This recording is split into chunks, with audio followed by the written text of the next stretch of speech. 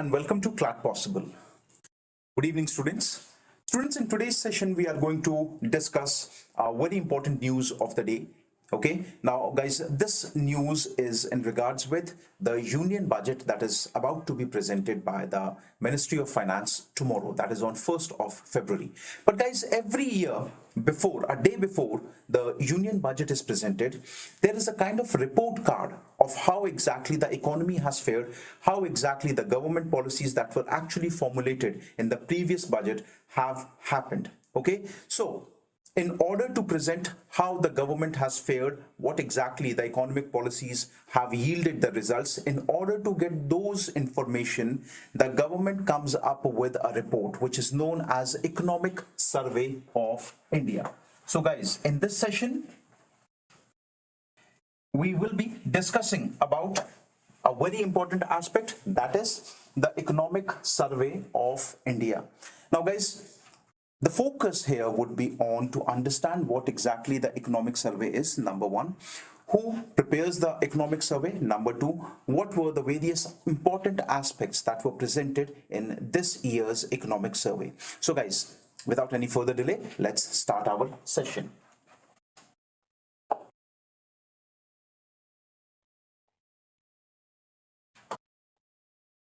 Okay, so guys, recently, the Economic Survey 2022-23 was tabled in Parliament by the Finance Minister Nirmala Sitharaman ji soon after the President's address to both houses of Parliament. Now, guys, we know that today, okay, that is on 31st of January, the budget session of the Parliament started. Okay, and like we all know that before the commencement of any session, the President's address is very important. So that was taken by Draupadi Murmu ji. Okay, now guys, very important thing that we should know, or the reports as this suggests, the economic survey, what it suggests is that India's GDP growth is expected to remain robust in financial year 2024. The GDP forecast for financial year 24 is to be in the range of 6 to 6.8. Okay, so here one thing which we should see is that the growth rate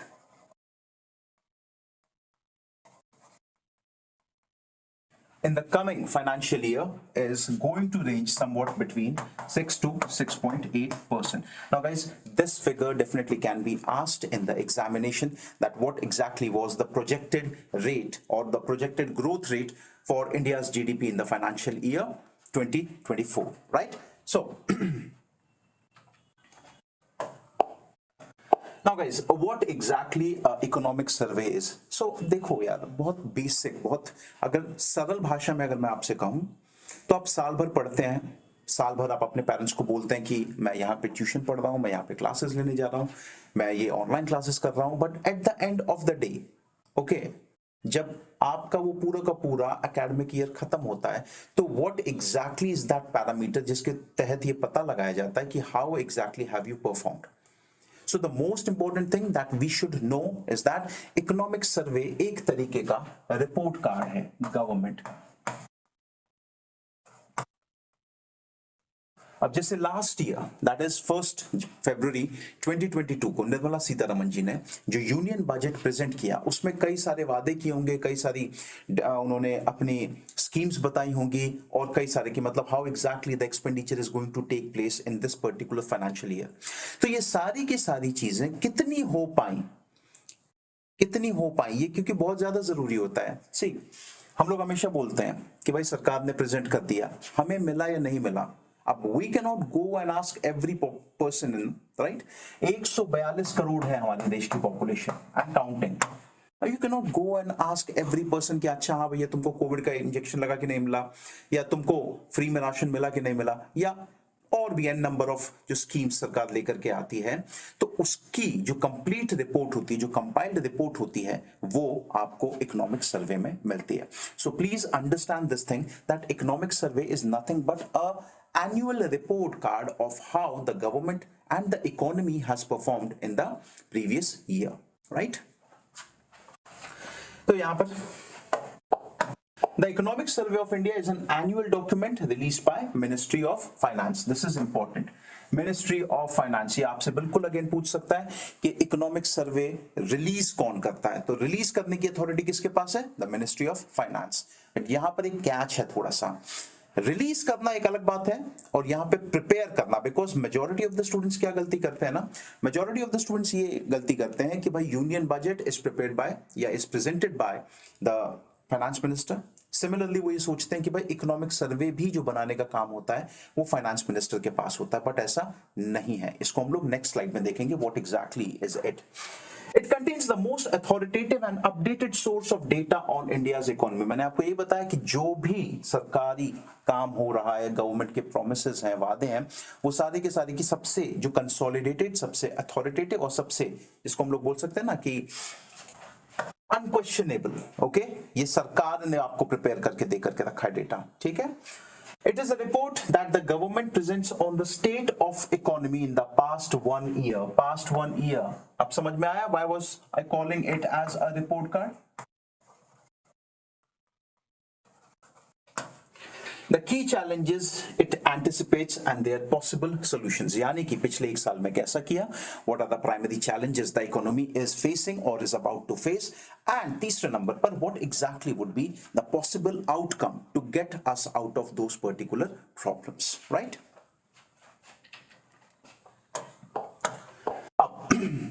It is prepared by the economics division of the Department of Economic Affairs under the guidance of the Chief Economic Advisor, that is CEA, Chief Economic Advisor। Guys ध्यान रखिएगा, कई सारे examinations होते हैं, जैसे हम लोग जानते हैं बेसिक एक सिविल सर्विसेज एग्जामिनेशन होता है आप लोगों का, उसी तरीके से जिसमें हम लोग आईएएस बनते हैं, आईपीएस बनते हैं, रेवेन्यू सर्विसेज बनने जाते हैं, उसी तरीके से एक और एग्जाम होता है जिसको हम लोग बोलते हैं, इनफैक्ट दो एग्जाम्स होते हैं साथ में कंडक्ट करवाए जाते हैं। एक होता है IES, not the engineering services but economic services, okay, और दूसरा होता है स्टैटिस्टिक्स वाला, आईएसएस और आईईएस। तो ये जो चीफ इकोनॉमिक एडवाइजर का जो रैंक होता है बेटा, ये एक सरकारी ऑफिसर होते हैं जो कि आईईएस इकोनॉमिक सर्विसेज से चूज किए जाते हैं।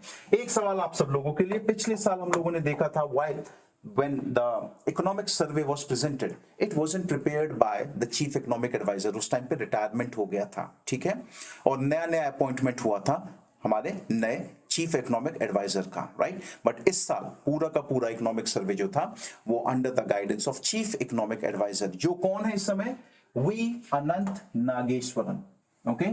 So V. Anant Nageshwaran is presently serving as the Chief Economic Advisor। Paper perspective से बहुत ज्यादा जरूरी है, so kindly please take a note of this, V. Anant Nageshwaran, ठीक है। So it is usually presented a day before the union budget is presented in the parliament। मैंने आपको बताया 1 February is the day for union budget, 31st January is the day for economic survey, और ये हमेशा से होता है। देखिए पहले क्या होता था ना, मतलब 2015 से पहले हम लोग देखते थे कि जो यूनियन बजट होता था it was always presented on 28th of February, respective अगर वर्किंग डे नहीं है तो आगे पीछे हो जाता था। तो तब 28 फरवरी को आपका यूनियन बजट आता था और 27 फरवरी को आपका इकोनॉमिक सर्वे आता था, ठीक है। बट मोदी गवर्नमेंट ने इसको थोड़ा सा चेंज किया है। बजट की जो तारीख है उन्होंने बोला कि भैया कॉलोनियल सिस्टम हम लोग पूरे तरीके से खत्म करेंगे और अपना नया सिस्टम हम लोग इंट्रोड्यूस करवाएंगे। The first economic survey in India was presented in the year 1950-51। Again, very important point, आपके examination perspective के लिए पूछ सकता है, पहली बार when exactly was the first economic survey in India presented, ठीक। Up to 1964 it was presented along with the union budget। From 1964 onwards it has been de-linked from the budget। यहाँ पे आप समझो, जब आपका पहले मतलब 1950-51 में जब पहली बार प्रेजेंट हुआ था, तब से लेकर के 1964 आते आते तक इकोनॉमिक सर्वे और यूनियन बजट ये दोनों के दोनों साथ में प्रेजेंट किए जाते थे। बट फ्रॉम 1965 ऑनवर्ड्स हम लोगों ने 64 ऑनवर्ड्स हम लोगों ने देखा कि भाई ये चेंज हुआ है और इकोनॉमिक सर्वे एक अलग डॉक्यूमेंट के तरीके से प्रेजेंट किया जाता है, whereas the union budget is presented in as a separate document, ठीक है। सो यहां पर इस पर्टिकुलर स्लाइड में things to know very importantly, पहली हु प्रिपेयर्स, तो यहां पे आपको ध्यान रखना है the economics division of the department of economic affairs DEA under the guidance of whom the chief economic advisor, who presently is serving as the chief economic advisor, V. Anant Nageshwaran is serving as the chief economic advisor, ठीक है। अब now guys, this is very important summary, okay। some important aspects of this year's economic survey. Number one, Indian economy staging a broad-based recovery across sectors, positioning to ascend to pre-pandemic growth path in financial year 2023. हम सब जानते हैं बेटा, when the COVID came, okay, 2020 अगर हम लोग बात करें जब पहला लॉकडाउन लगा था तो 25th of March 2020 से लेकर के अगले जो 2 साल थे, इनफैक्ट अगर हम लोग बात करें पूरा का पूरा आपका 2020 और पूरा का पूरा आपका 2021, ये हम लोगों ने सिर्फ और सिर्फ कोविड में नुकसान हो गया था हमारा, राइट। तो अब ये कहा जा रहा है कि प्री पैंडेमिक यानी कि उस टाइम पे जो इंडिया की ग्रोथ रेट हुआ करती थी कोविड आने से पहले जो ग्रोथ रेट थी इंडिया की, वापस we are actually moving towards that particular growth rate, ठीक है, which is a very promising sign for the Indian economy. अभी हम सब लोग जानते हैं इस साल की जो 15 अगस्त की सेलिब्रेशंस थी तो उसमें लाल किले से हमारे प्रधानमंत्री ने ये अनाउंसमेंट भी किया था that India is aiming now by 2047 to become a developed economy and it's a very big task, okay। और उसके लिए हम लोगों को एक सटल और सटल का मतलब ये नहीं कि 3-4-5%, no, we have to make sure that our growth rate should be around 7 to 8% अगर हमको इस टारगेट को अचीव करना है। हालांकि एक पैरामीटर नहीं होता, पैरामीटर बहुत सारे हैं बेटा, ठीक है, बट यहां पे एक बात आप चीज समझिए। Number 2, gross non-performing assets GNPA ratio of scheduled commercial banks has fallen to a 7-year low of 5%। यानी कि आप एक बात समझिए, पिछले जैसे होता है ना non performing assets, for example किसी बंदे ने लोन लिया, वो लोन नहीं चुका रहा है, अब क्या हुआ, पैसा तो नुकसान हो गया, बैंक के पास तो उसने तो बोल दिया भाई मैं तो दिवाली अपने आप को डिक्लेयर कर रहा हूं या मेरे पास पैसे नहीं है। अब वो जो पर्टिकुलर लोन है वो क्या हुआ, वो हो गया नॉन परफॉर्मिंग एसेट। तो ऐसे पहले हम लोग देखते थे कि भाई 100 में लगभग 10 से 11 जो लोन्स होते थे वो डिफॉल्ट हो जाते थे या पूरे तरीके से नॉन परफॉर्मिंग एसेट बन जाते थे। अब हम लोग नोटिस कर रहे हैं कि पिछले 7 सालों में मतलब जितना लोन लिया गया है we have come down to just 5% of NPA. हालांकि एनपीए शुड बी 0, लेकिन ये आप समझिए कि पहले अभी तक मतलब पिछले 7 सालों का सबसे लोएस्ट नंबर है हमारे पास, right. Next, social sector expenditure, center and states combined, increases to 21.3 lakh crores in financial year 23 from rupees 9.1 lakh crores in financial year 16। आप एक चीज समझिए कि यहां पर आपको एक कंपैरिजन देकर के रखा हुआ है पिछले 6 सालों का। सोशल सेक्टर एक्सपेंडिचर यानी कि आम आदमी के लिए, जनता के लिए, इंफ्रास्ट्रक्चर के रेफरेंस में बात करें या अगर हम लोग सोशल स्कीम्स की बात करें, सस्ती दवाइयों के बारे में बात करें, फूड ग्रेन्स अनाज के बारे में बात करें, तो यहां पर जो सरकार का जो खर्चा है towards this social sector it has improved, okay, improved from 9.1 lakh crores in 2016, यहां से कहां तक पहुंच गए बेटा हम लोग पहुंच गए 21.3 यानी कि 21.3 लाख crores पर, ओके, मोर देन डबल, ठीक है, डबल से भी ज्यादा हो चुका है। तो ये काफी प्रॉमिसिंग साइंस हैं बेटा ये सारे के सारे हमारी इंडियन इकोनॉमी के लिए। अगला, Next, the central and the state government's budgeted expenditure on health sector touched 2.1% of GDP in financial year 23 and 2.2% in financial year 22 against 1.6 in financial year 21। देखिए एक चीज तो हमको समझ में आ गई, COVID taught us one thing very clearly guys, that governments have to focus upon the health sector। There were many people who complain about ये चीजें नहीं मिल रही हैं, ऑक्सीजन सिलेंडर्स नहीं मिल रहे हैं, और शुरुआत में तो बहुत ज्यादा दिक्कतें थी, okay.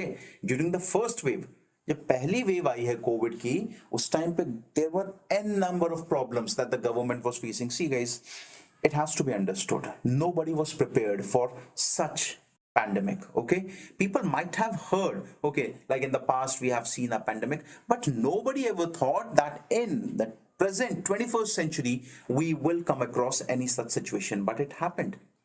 And our governments, all the governments now, be it the states, central government and majority of the state governments, they have taken a lesson out of this and they have made sure that if any such problem arrives in future, we should not feel helpless. Okay, so for that the proofs are right in front of us. In financial year 2023, 2.1% of the total GDP was spent towards the health sector. Whereas in the financial year 2022, this expenditure was 2.2% of the entire GDP. However, in 2021, this expenditure was just 1.6% of the GDP. Okay, so again, an improvement towards the health sector. More than 220 crore COVID vaccine doses were administered. Now, this is again an achievement. This is a record for India. Okay, no other country in the world has a feat where they have vaccinated, or you can say they have administered 220 crore COVID doses, vaccine doses. You know what? When this when the vaccine was introduced, you know what? There were many people. There were various media reports from abroad. Okay, they were saying like it'll take almost 6 years to vaccinate entire India. Somebody was saying it'll take at least 10 years to vaccinate entire India. But the people of this country and the leadership made sure that each and every person, you know what, now many people have opted that they don't want to get vaccinated. Now that's their choice. We are not forcing the vaccines upon everyone. And you can see so many issues are coming with the Pfizer vaccine. You must have heard Albert Bourla coming and giving a lot many statements. Similarly, the vaccines in China, okay, the Johnson and Johnson vaccines, there were several issues. So we here in India, the government hasn't forced anyone. Government said, okay, fine. If you have taken 2 doses, the 2 doses were mandatory. If you have taken those 2 doses, after that as well, you can take booster doses, right? So this is what India is doing right now, okay? Next, survey highlights the findings of 2022 report of the UNDP on multi-dimensional poverty index, which says that 41.5 crore people have exited poverty in India, okay? यानी कि बेटा 2005-6 से लेकर के इस साल तक, यानी कि 2022 दिसंबर कंप्लीट होते होते तक, according to United Nations development programmes, अगर हम लोग उनके इंडेक्स की बात माने तो उसमें ये स्टेट किया गया है कि लगभग 41.5 करोड़ लोगों को बिलो पॉवर्टी लाइन के रेंज से निकाल करके हम लोग आए हैं. Again a great achievement for India. Generally बाहर के देशों में इंडिया की जो इमेज प्रेजेंट की जाती है वो यही बोला जाता ना, इंडिया एक गरीब कंट्री है, गरीब लोग हैं. नहीं, we are changing this image slowly. धीरे धीरे धीरे धीरे इंडिया का जो पर कैपिटा इनकम है वो भी बढ़ रहा है. ओके, पिछले कुछ सालों में इंडिया का पर कैपिटा इनकम लगभग $2000 के आसपास था. Now when we are talking, the per capita income of India has increased to $2200. धीरे धीरे ये चीजें बढ़ेंगी. See, things don't happen overnight. एकाएक कोई चीज नहीं होती, टाइम लगता है, राइट? ओके, सो यहां पे ये वाला 41.5 crore people have been taken out of the BPL, that is below poverty line. Next, India declared net zero pledge to achieve net zero emission goal by 2070. Guys, see, India भले ही 2070 का target उन्होंने set किया है कि भैया net zero मतलब carbon emissions को एकदम बराबर कर दिया. जितना एमिशन होगा ना, जितना एमिशन होगा, जैसे कि सोर्स और सिंक, ये वाला कॉन्सेप्ट है यहाँ पर, जितना एमिशन होगा वो सारा का सारा emission absorb. That's exactly the net zero pledge. 2070 का हम लोगों ने टारगेट रखा हुआ है, but I'm sure we will achieve this target way before 2070. Maybe by 2050 or 2055, India will become a net zero economy. National Green Hydrogen Mission to enable India to be energy independent by 2047. Dream project है हमारे prime minister का, green hydrogen. Alternative fuels का time है बेटा, जमाना बदल गया है. जो लोगों की डिपेंडेंसी है, the dependency of people upon the fossil fuel, it has to cut down because we have all these resources in a limit. What will happen once the fossil fuels are over? We have to work for alternatives now, and India is working great in that particular direction. चाहे आप बात करो solar energy के reference में, we are doing an amazing work. चाहे आप अगर hydel energy के बारे में बात करो, हाइड्रो इलेक्ट्रिसिटी के बारे में बात करो, we are just doing very good in all those avenues. Private investment in agriculture increases to 9.3% in 2020-2021. अब यहाँ पे एक ये चीज है, private investment. See, agriculture. We all know that even today, close to 70% population of India resides in village. Now, these people who are residing in village, what is that one profession which they perform? So, majority of these people, they are dependent upon what? They are dependent upon agriculture. और agriculture को अगर हमें बेहतर बनाना है ना, तो it is high time that we got to go for private investment. Okay? अब ये private investments का भी मतलब जो private players हैं, बड़े बड़े प्लेयर्स जैसे कि अडानी हो गया, आप देखिए ना, अडानी विल्मर फूड्स आता है ना हमारे पास, फॉर्च्यून कुकिंग ऑयल और भी कई सारी चीजें आती हैं. सो ये प्राइवेट इन्वेस्टमेंट जो है ये बढ़ा है, ओके, अप टू 9.3%. ठीक है. Free food grain to about 81.4 crore beneficiaries under the National Food Security Act. National Food Security Act 2013 बेटा, फ्री राशन देने की बात हुई. और जब कोविड आया, सरकार के लिए ये बहुत बड़ा चैलेंज था. आप सोचिए, मार्च 2020 से लेकर के अभी तक जो केंद्र सरकार है वो 81.4 करोड़ लोगों को मुफ्त राशन दे रही है हर महीने. ओके, ठीक है ना. तो ये चीज आप ये समझिए, ये बहुत जरूरी हमारे पास है. तो अभी जो एग्जैक्ट आंकड़े, जो एग्जैक्ट नंबर्स जो बता रहे हैं, दोस exact numbers they suggest 81.4 crore beneficiaries. Okay, इतने लोगों को इसका फायदा मिल चुका है, लाभार्थी रहे हैं. Next, about 11.3 crore farmers were covered under the PM Kisan in its April to July 2022 से 2023 पेमेंट साइकिल. किसान सम्मान निधि, गाइस, PM किसान is nothing but किसान सम्मान निधि. ओके गाइस, तो ये जो किसान सम्मान निधि है, ये सालाना 6,000 रुपए किसानों को दिए जाते हैं. कितने किसानों को बेनिफिट हुआ है बेटा? 11.3 crore farmers in India have been benefited from the Kisan Samman निधि इस पेमेंट साइकिल में. यानी कि अप्रैल से लेकर के जुलाई वाला ये जो साइकिल है ना, 2022 से 2023 जो चलेगा, इसमें 11.3 crore farmers are been benefited by this scheme. Okay, साल में 6,000 रुपए दिया जाता है, 2,000 करके 3 बार जो अकाउंट्स हैं किसानों के, उसमें बैंक खाते हैं, उसमें पहुंचता है ये पैसा. Investment of 47,500 crores under the PLI, okay, that is performance linked incentive. यानी कि performance linked incentive, production linked incentive, ये जो स्कीम्स हैं, यहां पर ये बोला जितना ज्यादा बनाओगे आपको सरकार उतने ही ज्यादा बेनिफिट्स देगी. Okay, the more you will manufacture, the more you will prepare. अब इंडिया में तो कंजम्पशन लिमिटेड है, बट वो जो बचा हुआ सामान है आपका, उसको क्या करेंगे? उसको हम लोग एक्सपोर्ट करेंगे. And when the exports will improve, what will happen? With the improved exports, सरकार के पास क्या आएगा? सरकार के पास आएगा फॉरेक्स. ठीक है, इंटरनेशनल ट्रेड आपका डॉलर्स में होता है. ठीक, तो ये बेनिफिट्स आपके लिए.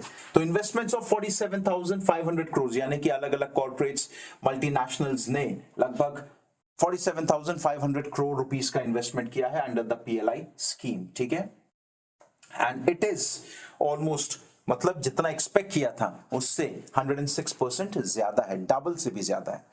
India's e-commerce market is projected to grow at 18% annually through 2025. यानी कि 2025 तक जो इंडिया का जो ई-कॉमर्स मार्केट है, यानी कि आपका जोमैटो, आपका Amazon, आपका फ्लिपकार्ट, आपका मिंत्रा, XYZ, दुनिया भर की जो चीजें आपका ई-कॉमर्स मार्केट है, इतना स्कोप है बेटा ई-कॉमर्स में. It is going to grow at the rate of 18% annually. हर साल 18% की रेट से ये इंप्रूव करेगा, बढ़ेगा. अपने आप में अचीवमेंट है, राइट. साथ ही साथ ये बहुत बड़ा पॉइंट है इंडिया के लिए.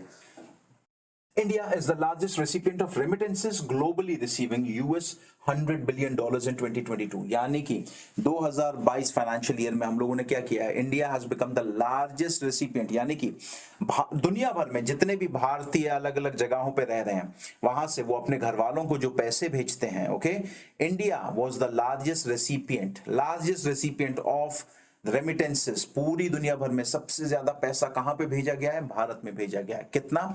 अप्रोक्सीमेटली $100 बिलियन, उससे थोड़ा सा ज्यादा. Prime Minister Gati Shakti National Master Plan creates comprehensive database for integrated planning and synchronized implementation across ministries, departments. देखिए, गति शक्ति NIP इंफ्रास्ट्रक्चर प्लान ये क्या है? इंडिया को आने वाले टाइम के लिए प्रिपेयर करने के लिए जो इनिशिएटिव है प्रधानमंत्री का, उसका नाम है आपका गति शक्ति मिशन। ठीक है, NIP नेशनल इंफ्रास्ट्रक्चर प्लान ये भी इसी का ही एक हिस्सा आप मान सकते हैं। Okay, so yes, there are a lot many avenues जहां पर धीरे धीरे इंफ्रास्ट्रक्चरल डेवलपमेंट बहुत तेजी से हो रहा है। ऑल्सो इंडिया के लिए ये बहुत ज्यादा जरूरी है because we are creating a mark in the world with whenever we are hearing about UPI, unique payment interface. Okay, UPI हम सब लोग करते हैं ना, यूपीआई पेमेंट होता है। Now we don't have to carry cash anywhere, सीधा UPI हो गया, पेटीएम हो गया, खत्म। So UPI based transactions grew in value, okay, by 127% and volume 115% terms between 2019 से 2022, paving the way for its international adoption. इतना ज्यादा बढ़ गया है कि अलग अलग countries, Saudi Arabia is asking for the UPI, okay, UAE is asking for the UPI, various European countries too, they want the UPI to come. Right, so with these things we all know that the Indian economy is going in a great direction, and the further years, okay, the further years are going to be very, very promising for the Indians as well as for the Indian economy. Okay, so guys, this was with reference to today's video. I hope you liked the video. Guys, please do subscribe to the channel, do like the video and share it with as many people as possible. This is your mentor Shrikant Tripathi signing off. See you in the next video. Till then, bye bye, take care. Thank you.